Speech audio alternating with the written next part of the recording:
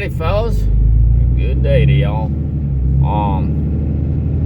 Want to talk about something I haven't talked much, and I specifically don't talk about this because I don't have much experience in it, okay? Bottom line. So I want to continue this 4th gen thing, breaking it down as much as I can for y'all.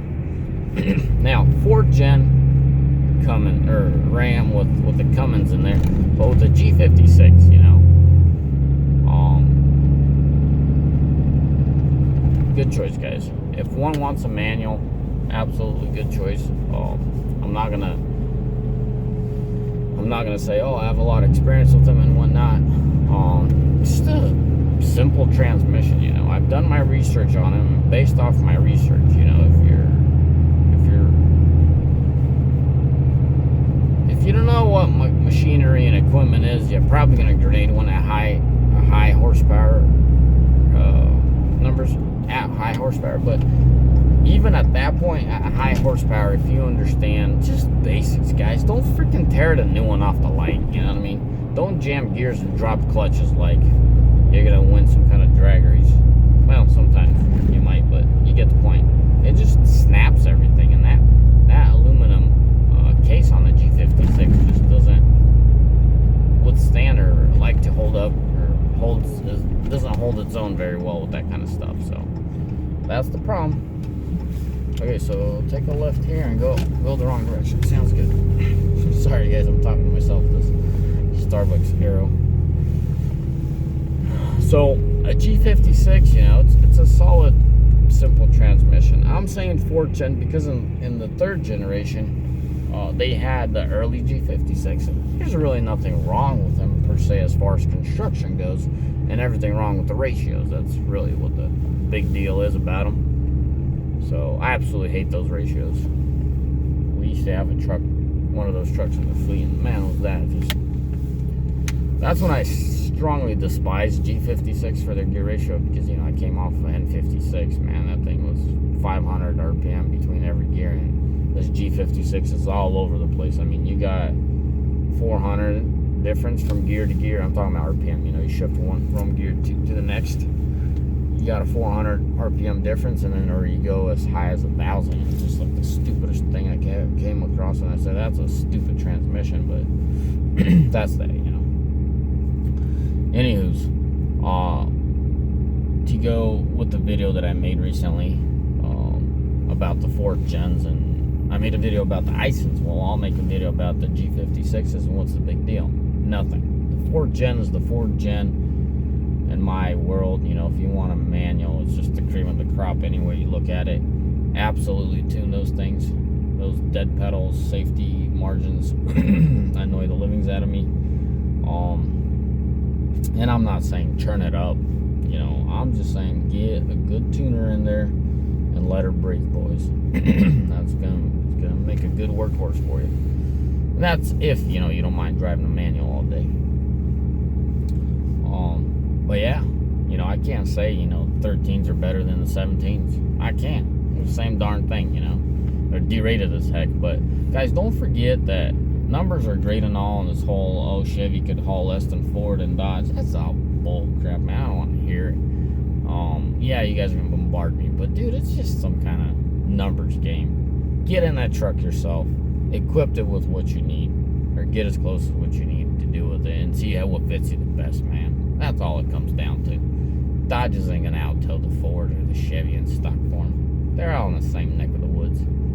You know, you're really not gonna be glowing the fact that you pulled on the Chevy half a trunk length or a whole truck length up a hill. You know, you're gonna be glowing in the Chevy if it rides smoother, and that's what you're after. You know, or you're gonna be glowing in that Dodge. I mean, glowing as happiness. You know, because you're not freaking screaming that engine isn't screaming all day because you're towing 20,000 behind you. You know, just figure out which truck you are. But it just happens. I have a lot of experience with Cummins, so I talk about Cummins a lot. Guys, let me order my drink and I'll come right back. So I'll pause this video real quick. Anyways, I'm back. So yeah, guys, for you boys that are looking for my point of view, the G56 and which truck should you not buy. You know, I think that crappy ratio G56 was for the first year and a half or the first 2.5 years. So let's just put it this way: anything over or after 2010, or anything after 2010, you're good on those ratios. Because they came out in 07.5. Was it 07 or 06? Oh no, they came out at 05.5. Yeah, that's when they came out. Oh, nailed it. I keep saying this, but I guess I gotta remind myself sometimes as well that these drive-thrus are just not made for these long pickups. Alright boys, I'm up to the window. Hold on. Patty. Okay, sorry guys, I'm really sorry, man. I'm just trying to use up all my time I got, use it wisely. Don't really enjoy yapping on the phone all day, even though I get forced to, but so if I could finish this video, it'd be nice, wouldn't it? So the G56 with the Cummins, just tune the darn thing, and I personally advise you guys to do a minimal tune. Just do a clean, good tune and do a minimal. What I started saying there in the drive-thru at Starbucks is, numbers are great and all, you know, Chevy, Ford, Dodge, they got this numbers game. It's all B, you know, a bunch of horse crap and BS, like I like to call it, but just get in the truck, see what suits you best. But if it happens to be the G56, you know that the automatic transmission eats up a lot more power than the manual does. So what you actually get at the wheels is a whole different ball game. So don't let those numbers scare you. The truck is slower. You know, if you get in a stock form, you know, brand new G56, the thing is it's not gutless, but it's not far off of that. You know, you get in there, it has so many torque preventions and limitations and stuff, and it's alright, you know, but it is slower. But once you tune that thing and give it a minimal tune and open it up, take away all that nonsense, and I'm suspecting that one would want to, the fella or the gal that would want to drive a G56 manual 6-speed, he or she would understand basic mechanics, and they won't be ripping the truck a new one. So that's what I'm saying, get rid of all that stuff, use your own brains, and if you really got to go at it, you know, drop a gear and go, or roll into the throttle and go, but don't drop clutches is what I'm saying. Anywho's, that's all I gotta say, only positive things. And if you know guys, I'll share a little secret with you. It's a dirty secret of mine. Why I call it dirty, because I know it's wrong, but I'll still I still debate with it. And okay, it ain't that horribly wrong. I want a 6-speed manual truck. Deep inside, I miss my 6-speed manual, and I want one. Just maybe for the future to come.